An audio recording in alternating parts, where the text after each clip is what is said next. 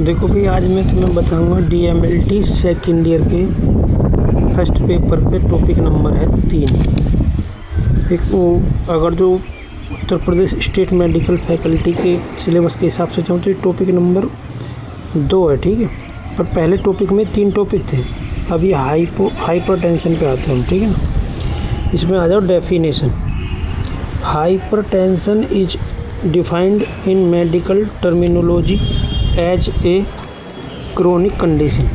ये chronic condition है medical term में देखें तो, where the force of blood against artery walls is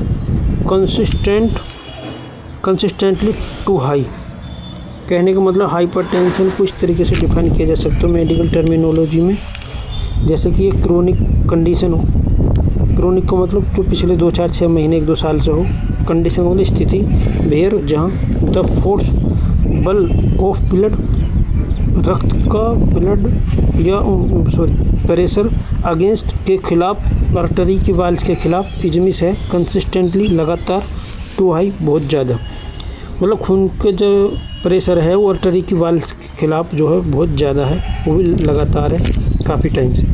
generally 130, 80, 130 नहीं होता है, 120 होता है, लेकिन उस बुक में जहाँ से मैंने नोट्स वगैरह तैयार करें उसमें है, लेकिन 120-80 mmHg मिलीमीटर मरकरी कुछ ऐसी बेस्ड ऑन ACC और AHA गाइडलाइन के हिसाब से 130-80 और 140-90 mmHg based on WHO ISH guideline के हिसाब से।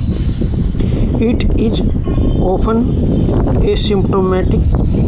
ये अक्सर एसिम्प्टोमेटिक होता है, मतलब इसमें खासकर पता नहीं चलता कि हमारा ब्लड प्रेशर बढ़ रहा है। साइलेंट किलर मतलब कि तुम्हें मार देगा तुम्हें पता भी नहीं चलेगी। साइलेंट किलर का मतलब यही है, शांत तरीके से तुम्हें मार सकते हैं। And force heart to work harder. और ये कहने का मतलब ये है कि मजबूर करता है दिल को ज़्यादा मेहनत करने में, या दिल को जो है भारी लगता है इसको काम करने में। And force the heart to work harder. कहने को मतलब दिल को ज़्यादा मेहनत करने पे मजबूर करता होगा, ऐसी होगी इसको, ठीक है ना। मेडिकल डेफिनेशन में आ जाओ, अभी तो वैसी definition. The force of blood, वो भी चल जाएगा लेकिन इस तरीके भी लिख सकते हो। The force of blood pushing against artery walls is consistently too high. कहने का मतलब वही है जो पहला है, द फोर्स ऑफ ब्लड मतलब कि खून के बहने का जो फोर्स है या बल है या ताकत है, पुशिंग ढकेलने की, अगेंस्ट खिलाफ आर्टरी की वाल्स के खिलाफ, इज कंसिस्टेंटली लगातार बहुत हाई है तो उसको हाइपरटेंशन बोलते हैं। HPT is a chronic medical condition. दूसरी भाषा में देख लो, मेडिकल क्रोनिक कंडीशन है कैरेक्टराइज्ड बाय कंसिस्टेंटली। इसको कैसे कैरेक्टराइज किया जा सकता है? कंसिस्टेंटली लगातार, एलिवेटेड मतलब बढ़ा हुआ, ब्लड प्रेशर मतलब ब्लड रक्त प्रवाह, इन द आर्टरी में जो है खून के बहने की जो स्पीड है वो लगातार बढ़ी हुई है। अब आ जाओ इसके कोज पे। डेफिनेशन तो ये होगी, ठीक है। अब इसके कोज पे आ जाओ। कोज में है लाइफ स्टाइल फैक्टर, जैसे कि डाइट, चिकनाई की चीज़ कम खाओ, पेट कंट्रोल में रखो, एक्टिविटी पे ध्यान दो। जेनेटिक्स, तुम्हारे अम्मा बाबा दादा चाचा ताऊ किसी के बड़ा हुआ पहले तो तुम्हारा भी बढ़ सकता। एज पे भी डिपेंड करता है, ठीक है। खासकर बुढ़े लोगों में ज़्यादा बढ़ा, लेकिन आजकल तो 20-25 साल के में ही बढ़ते। Major cause and risk factor कौन कौन से? Diet and lifestyle. तुम्हारी डाइट क्या है और लाइफ स्टाइल कैसे? कहने का मतलब ज़्यादा चिकनाई की चीज़ खाओगे, खा के परे रहोगे गेंडा की तरह तो तुम्हें दिक्कत होगी। लाइफ स्टाइल, घूमो फिरो, खाटिया पे मत पड़े रहो।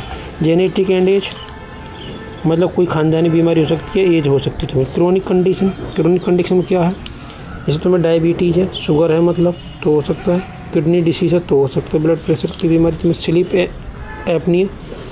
स्लीप एपनिया शायद नींद नहीं आने की बीमारी है, शायद उसको होते दिखे है।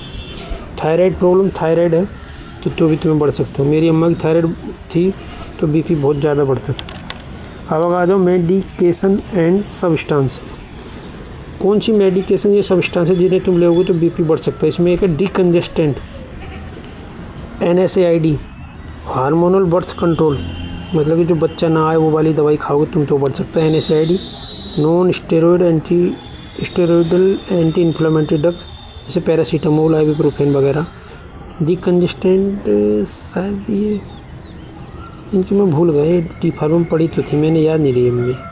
एक तो वो होती है जो नाक तुम्हारी बंद सी हो रही है, सांस नहीं आ पा रही सही से, तो उसको खोलने के लिए जो यूज की जाती है उनको भी डिकंजेस्टेंट बोलते हैं, ठीक है। आगे है एंटी डिप्रेसेंट, टेंशन की तुम दवाई खा रहे हो तो, कोकेन ले रहे हो तो, जैसे एम्फेटामिन है कोकेन में, ठीक है। अब आ जाते हैं ब्लड प्रेशर के टाइप।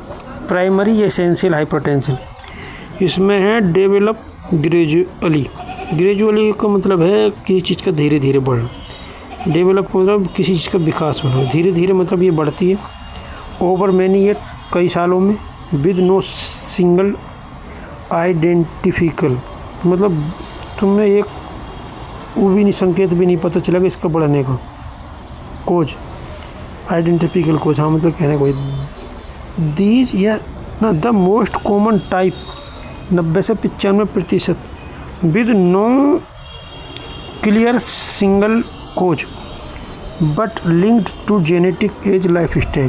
कहने का मतलब इस वाले प्राइमरी हाइपरटेंशन में तुम्हें कोई कोच नहीं समझ में आने का कि क्यों बढ़ रहा है, ये एक भी संकेत नहीं पता चलेगा। और 90 से 95% लोगों में यही होता है, ठीक। और ये वजह होती है इसकी जेनेटिक एज लाइफ स्टाइल, ठीक है ना। अब सेकेंडरी में आ जाऊँ, मतलब दूसरे टाइप का हाइपरटेंशन में अपीयर सडनली, अचानक दिखाई दे गई। एंड इज कोस्ट, और इसके कोस्ट हो सकते हैं बाई अंडरलाइंग ऑफन ट्रीटेबल, ये मतलब दवाई से ठीक हो जाएगा। कंडीशन लाइक किडनी डिसीज़ की वजह से हो सकता है, थायराइड की वजह से हो सकता है, प्रॉब्लम, हाँ थायराइड प्रॉब्लम्स की वजह से, एड्रिनल ट्यूमर एंड मेडिकेशन और हाँ मेडिकल। कहने का मतलब है सेकेंडरी वाले में ये मतलब दवाई से ठीक हो सकता है। अब जैसे का मतलब कि मैं तुम्हें बताऊँ, किडनी डिसीज़ है, और मान लो तुम्हारी किडनी डिसीज़ ठीक हो जाएगी तो बीपी अपने आप नॉर्मल हो जाएगा, नहीं हो जाएगा। तो इस थायराइड से प्रॉब्लम कोई रिलेटेड है, थायराइड तुम्हें ठीक हो जाएगी तो तुम उसका ऑपरेशन करवा दोगे तो फिर बीपी की बीमारी ख़त्म हो जाएगी, जैसे कि मेरी अम्मा की हुई थी, ठीक है। एड्रिनल ट्यूमर, एड्रिनल ग्लैंड में कोई ट्यूमर है उसको निकाल दोगे तो भी सही हो जाएगा, बीपी अगर बढ़ रहा है उसकी वजह से। तो और कोई दवाई चल रही है तुम्हारी उसकी वजह से बीपी बढ़ रहा है तो दवाई छोड़ दो, ठीक है, तो तुम्हारा बीपी सही हो जाएगा। अब आ जाए उसकी पैथोलॉजी, ठीक है। The pathology of hypertension as high BP involve chronic elevated artery pressure caused by increased cardiac output,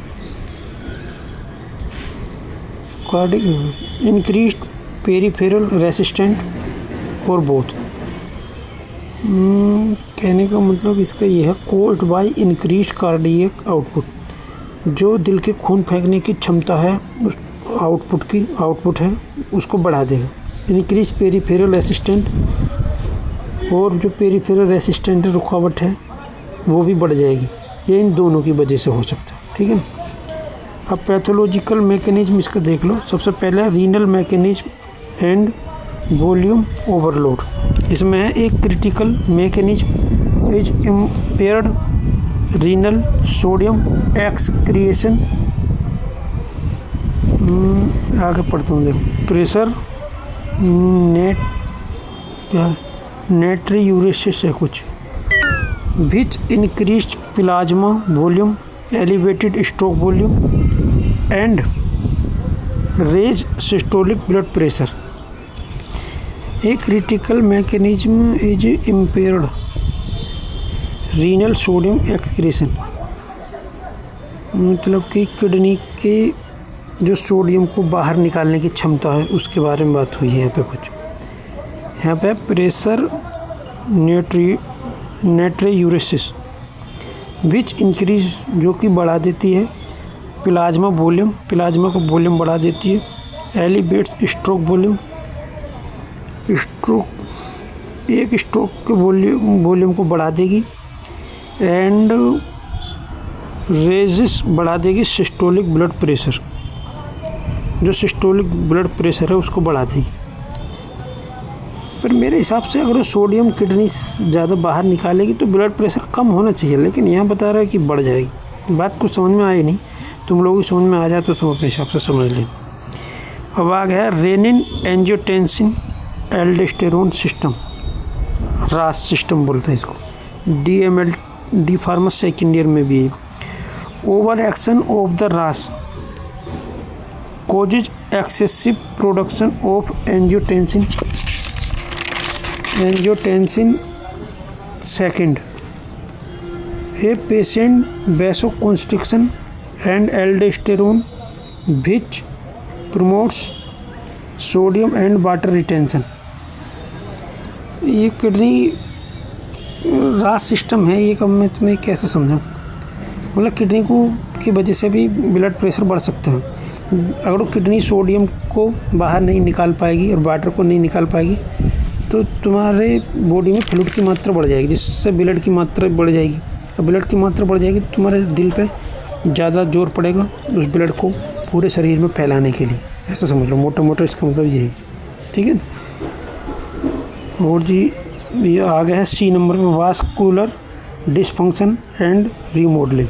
इसमें elevated pressure cost structural changes, elevated जो प्रेशर है वो कारण बन सकता है स्ट्रक्चरल चेंजेस का इन ब्लड वेसल्स, रक्त वाहिकाओं में, इंक्लूडिंग आर्टेरियोलर हाइलिन, मतलब आर्टेरियोलर हाइलिन हो सकता है, आर्टेरियोलर वास्कुलर सिस, पता ना क्या है, आर्टेरियल पता ना क्या, लूवस स्क्लेरोसिस, अच्छी आर्टेरियो स्क्लेरोसिस हो सकती है, thickening of the vessel wall, ठीक है, and medical hypertrophy, reducing lumen size, मतलब ल्यूमेन का साइज कम हो जाएगा, and increasing total peripheral resistance, जो रेसिस्टेंस है वो बढ़ जाएगा। वास्कुलर डिस्फंक्शन का मतलब, रिमॉडलिंग का मतलब यही है, जो खून ले जाने वाली खून की नसें हैं, आर्टरी वगैरह हैं, उनकी ल्यूमेन कम हो जाएगी, ये साइज बढ़ जाएगा, ठीक है ना। क्या तरह thickening of the arterio hyaline, hyaline क्या होती है यार, मैं नहीं समझ रहा इसका क्या मतलब। आर्टेरियोस्क्लेरोसिस, ब्लड वेसल की वाल की थिक बढ़ जाएगी, एंड मेडिकल हाइपरट्रोफी हो जाएगी। हाइपरट्रोफी का मतलब किसी चीज़ का बढ़ जाना, ठीक है ना, कहने का मतलब ब्लड वेसल्स की हाइपरट्रोफी हो जाएगी। रिड्यूसिंग ल्यूमेन साइज, खून ले जाने वाली जो नली है उनके साइज पतला हो जाएगा, तो वैसे ही पेरिफेरल रेसिस्टेंट बढ़ जाएगा। कोई चीज़ है जिसका छेद है, ल्यूमेन का मतलब समझो जो बीच की नली है उसकी फैली हुई होगी तो आराम से ब्लड बहेगा, और वो कम हो जाएगी तो ब्लड प्रेशर तेज़ रहेगा, उसमें ज़्यादा ताकत लगानी पड़ेगी दिल को, इसीलिए इसमें लिखा टोटल पेरिफेरल रेसिस्टेंट बढ़ जाएगा, इंक्रीज, ठीक है। आगे आ जाओ, sympathetic nervous system, SNS, increase SNS activity cause vasoconstriction, increasing peripheral resistant. कहने का मतलब है कि increase SNS, increase sympathetic nervous system activity कारण बनती है वैसोकॉन्स्ट्रिक्शन की। वैसोकॉन्स्ट्रिक्शन मतलब दिल से शरीर में खून ले जाने वाली जो खून की नली है वो कॉन्टैक्ट हो जाएंगे, मतलब सिकुड़ जाएंगे कुछ हद तक। इंक्रीज पेरिफेरल रेसिस्टेंस, जिससे पेरिफेरल रेसिस्टेंस बढ़ जाएगा। पेरिफेरल रेसिस्टेंस का मतलब यहाँ पे यही है, जो आर्टरी की वाल है उसके प्रति जो है ब्लड को ज़्यादा ताकत लगानी पड़ेगी आगे जाने के लिए, ठीक है ना, ऐसे मान लो। अब मैं दोबारा एक बार इसको बता दूँ तुम्हें इसमें पैथोलॉजी में क्या क्या है। एक तो renal mechanism and volume overload होगी, ठीक है, कहने का मतलब रीनल अगर सोडियम बाहर नहीं निकल पाएगी तो ब्लड प्रेशर बढ़ जाएगा, और शरीर में खून की और पानी की मात्रा बढ़ जाएगी, ओवरलोड हो जाएगा तो BP बढ़ेगा। और ये रास मैंने सिस्टम बढ़ा दी तुम्हें, इसमें मैंने तुम्हें बताई थी एक्सेसिव प्रोडक्शन, वो ओवर एक्शन ऑफ द रास causes excessive production of angiotensin. Angiotensin शायद कोई हार्मोन है, ठीक है ना, जिससे वैसोकॉन्स्ट्रिक्शन होता है। ये हो गई वास्कुलर डिस्फंक्शन, हो गई रीमॉडलिंग, हो गई मतलब खून ले जाने वाली नली की ल्यूमेन कम हो जाएगी, उनकी वाल की थिकनिंग बढ़ जाएगी। ये SNS होगी, ठीक है ना। अब आ जाओ क्लिनिकल फीचर्स। क्लिनिकल फीचर्स में सीवियर हेडेक, सिर दर्द होएगा, थकान होएगी, चेस्ट पेन होएगा, विजन चेंजेस होएगा, दिखने में ब्लरी या डबल हो जाएगा, शॉर्टनेस ऑफ ब्रीथ, इसको एपनिया बोलते हैं, डिजीनेस, चक्कर आएंगे, नोज ब्लीड्स, नाक से खून बह सकता है, कन्फ्यूजन हो सकता है, ठीक है ना। Common symptoms open in severe stage. Common symptoms जब दिखाई देंगे तो बहुत ज़्यादा ब्लड प्रेशर बढ़ जाएगा, जैसे हेडेक है, डिस्पनिया, डिजीनेस है, नोज ब्लीड है, पैल्पिटेशन है, फटीग है, जो सब ऊपर है वही है लगभग। अब आ जाओ अभी और हैं क्लिनिकल फीचर्स। क्लिनिकल फीचर का मतलब ये है कि मतलब किसी मरीज में बीपी बढ़ा तो उसमें हमें क्या क्या सिम्टम्स देखने को मिल जाएंगे। सीवियर हाइपरटेंशन में है या हाइपरटेंसिव क्राइसिस में सडन या सीवियर हेडेक होएगा, एक्सट्रीम एंजाइटी होएगी, ब्लड विजन होएगा, चेस्ट पेन होएगा, कन्फ्यूजन, नोजिया, वोमिटिंग, नंबनेस और वीकनेस हो सकती है, ठीक है ना। आगे है एंड ऑर्गन डैमेज हो सकते हैं, लॉन्ग टर्म अनकंट्रोल्ड, जैसे कि हार्ट, सही पढ़ रहे हैं, हाँ सही। जैसे कि अब आ जाओ हार्ट में एंजाइना एंड ऑर्गन डैमेज या long term consciousness uncontrolled, long term के लिए अनकंट्रोल अनियंत्रित हो जाएगा। जैसे हार्ट में angina, myocardial infection, heart attack हो जाएगा, हार्ट फेल हो जाएगा, फ्लूइड रिटेंशन, एडिमा, मतलब कि शरीर में सूजन टाइप की हो जाएगी, ठीक है। ब्रेन में क्या हो सकता है, ट्रांजिट इस्केमिक अटैक्स, शरीर में मतलब दिमाग में ऑक्सीजन की कमी हो जाएगी, स्ट्रोक आ जाएगा, सडन वीकनेस हो जाएगी, फेशियल ड्रॉप का मतलब है कि चेहरा की कुछ मसल्स वगैरह कुछ काम करना बंद कर सकती है, इस टाइप से। आइज में विजन लॉस और damage to retinal blood vessels के damage to retinal blood vessel, मतलब कि ब्लड वेसल्स के डैमेज होने की वजह से कुछ विजन लॉस हो सकता है। किडनी में रिड्यूस किडनी फंक्शन, किडनी अपना काम करना कम कर सकती है। प्रोटीन यूरिया और फेलियर मतलब प्रोटीन और यूरिया को बाहर, प्रोटीन यूरिया का मतलब ये प्रोटीन और यूरिया से रिलेटेड है, कुछ पता नहीं, शायद यूरिया को बाहर नहीं निकाल पाएगी। एंड फेलियर क्या है ये पता नहीं, मैं समझ नहीं पा रहा। FAILUR फेलियर है। अब आ जाओ इन्वेस्टिगेशन, मतलब इसके लिए कौन कौन सी जाँच होती है बीपी है तो। BP measurement confirm by the multiple properly related और एम्बुलेटरी ABPM या HBPM readings often comparing both arms, यानी मतलब वही बीपी नापो अपने इंस्ट्रूमेंट से, ठीक है ना।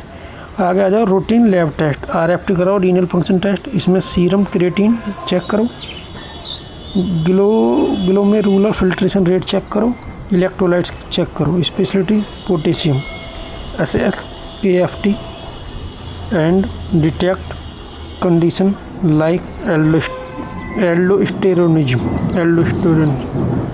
कुछ हार्मोन से रिलेटेड है, कहने का मतलब ये है, ठीक है, उसमें पता चल रहा है, खासकर पोटेशियम। अब आ जाओ metabolic panel, blood glucose, HbA1c, metabolic में देखो शुगर की जांच करानी है, नॉर्मल वाली, HbA1c पिछले 6 महीने की या 3 महीने की हिस्ट्री लेनी, लिपिड प्रोफाइल लेनी है, फैट तो नहीं है, इतनी है। इकोलेस्टियो,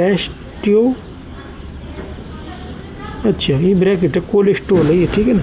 टू असेस आकलन कार्डियोवास्कुलर रिस्क, मतलब कि कोलेस्ट्रॉल को आकलन करना है कार्डियोवास्कुलर रिस्क के लिए। Urine analysis to detect kidney damage और प्रोटीन इन यूरिया, किडनी को चेक करना है कि प्रोटीन तो नहीं जा रही है यूरिया के साथ साथ, कहने का मतलब ये।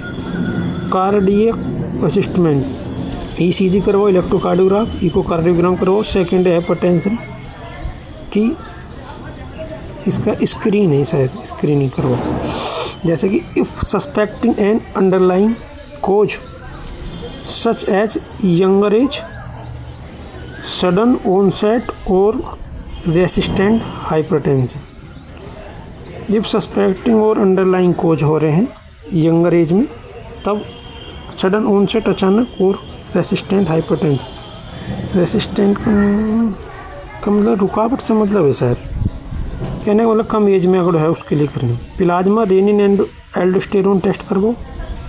ये एल्डोस्टेरोन तो शायद हार्मोन है, रेनिन किडनी है, ये हमारे सर ने पढ़ाया जब मैं पढ़े करा डी फार्मा करी मैंने बहुत अच्छे से, पर जब पढ़ते रहे तो याद रहे। Renal ultrasound, renal artery imaging, मतलब कि रीनल का डोपलर करवा सकते हो तुम, TSH करवा सकते हो, thyroid stimulating hormone. Other investigation में है ऑप्थेल्मोस्कोपिक एग्जाम और हाइपरटेंसिव रेटिनोपैथी। ऑप्थेल्मोस्कोपिक होती है जो आंखों की जांच होती है, जिससे रेटिनोपैथी की जांच होती है रेटिना की, मतलब ठीक है। मैनेजमेंट इसको ठीक कैसे कर सकते हैं बिना दवाई के, पहले लाइफ स्टाइल मैनेजमेंट में आ जाओ। कॉर्नर स्टोन है क्या है यार, पता नहीं, कॉर्नर स्टोन ऑफ केयर क्या शब्द है, बात समझ से बाहर है, चलो देखते हैं। डायट्री चेंजिंग में करो तुम following the DASH dietary approach to stop hypertension. Dietary approach पे तुम ध्यान दोगे तो तुम्हारे हाइपरटेंशन को रोक सकता है, ठीक है। अब आगे आ जाओ वेट लॉस रिडक्शन, मतलब 3 से 5% अपनी बॉडी का वेट कम करो। मैं तो यार ये हमारा आदत भूख रहा हूँ भाई साहब, मैं तो कमज़ोरी सी रह गई, मेरी इम्यूनिटी भी कम है, immunity power. Can improve BP physical activity, BP ना बढ़ जाए इसलिए मैं बहुत कम खाता हूँ, पर फिर भी क्या करें, खाना तो पड़ेगा जीने के लिए। हैबिट चेंजेस, अपनी जो हैबिट है, आदतें हैं वो बदलो। Limit alcohol, quit smoking and manage stress. Smoking मत करो, अल्कोहल मत लो, टेंशन मत लो। फार्माकोलॉजिक मैनेजमेंट या मेडिकेशन, दवाई क्या क्या ले सकते हो, फर्स्ट लाइन ड्रग क्लासेस ले लो। Calcium channel blocker, CCB calcium channel blocker, जो कैल्शियम चैनल ब्लॉकर को मतलब ये कैल्शियम को अंदर नहीं जाने देंगे शायद वो, ये इसका। Angiotensin converting enzyme ACE inhibitor और एंजियोटेंसिन रिसेप्टर ब्लॉकर। एक तो एंजियोटेंसिन को कन्वर्ट कर देंगे एंजाइम को तो कम हो सकता है BP। एक दवाई ऐसी थी जो एंजियोटेंसिन रिसेप्टर को ब्लॉक कर देंगे, वहाँ पर जाके खुद लग जाएंगी जिससे कि BP नहीं बढ़ेगा। थायाजाइड दे दो, जैसे डायूरेटिक क्लोरथायाडाइडोन, क्लोरथायाथैलिडोन दे सकते हो, जैसे कि लेसिक्स टैबलेट रहती है, मतलब सूसू बार बार आएगी। कुछ यूरिन के थ्रू सोडियम पोटेशियम शायद और वाटर बाहर निकल जाएगा तो दिल पे लोड कम पड़ेगा, ठीक है, तो BP खुद कम हो जाएगा। ट्रीटमेंट स्ट्रेटजी, उपचार की रणनीति कैसी होनी चाहिए, ओपन कॉम्बिनेशन ऑफ 2 और मोर ड्रग, कभी अकेले मत दो, कॉम्बिनेशन दो, 1 और 2 ड्रग कम, 2 या 2 से ज़्यादा। इज रिक्वायर्ड, जो कि आवश्यक है, to achieve the target BP, मतलब BP को कम करने का जो टारगेट है, लक्ष्य है, उसको कम करेगा, कहने का मतलब। टारगेट पॉपुलेशन, चलो देखते हैं। Medication is typically initiated for adult with BP। Initiative में शुरुआत करो एडल्ट के लिए, BP 140/90 से नीचे है, वो लोअर EG 130/80 है से नीचे है। For those with high cardiovascular risk और कॉम्ब्रिडेजन क्या है पता नहीं, कम्ब्रिड कंडीशन लाइक डायबिटीज और किडनी डिसीज, इसका समझ नहीं। टारगेट पॉपुलेशन का मतलब हाँ यंगर एज में ना हो, शायद कम उम्र में BP ना बढ़े, शायद उसके लिए हो सकती है, ठीक है। Cardiovascular risk, BP UP kidney वाले मरीजों को उनको शायद कुछ कहे। Specific condition for patient with chronic kidney disease, जो क्रोनिक किडनी CKD से जुड़े हैं। And hypertension, ACE inhibitor, angiotensin converting enzyme inhibitor और ARB angiotensin receptor blocker are recommended as initial therapy. Calcium. आगे monitoring and follow up, monitoring and follow up करते रहो, regular monitor करो, BP नापो, उसका मतलब घर पे ही एनकरेज करो उनको ट्रैक प्रोग्रेस पे आने के, ट्रैक पे आने के लिए। इसका मतलब मैं समझ गया, is encourage to track progress. हाँ, कहने का मतलब हम कहते हैं कि लाइन पे आ जाओ, तो मत करो ज़्यादा, वही है सर। आगे है एनकरेज टू, हाँ, treatment should be tailored by a health care professional with follow up to titrate medication dosages. Professional health care का मतलब ये है कि भैया तुम किसी एमडी डॉक्टर को दिखाओ, कार्डियोलॉजिस्ट को, एमडी डीएम को, ऐसे टुच्ची मच्ची से दवाई मत लो। वीडियो होगी बहुत बड़ी, पर तुम पढ़ोगे तो तुम्हारी समझ में आ जाएगी, ठीक है। अब मैं चलो नहाने, मेरे को जाना अपने काम।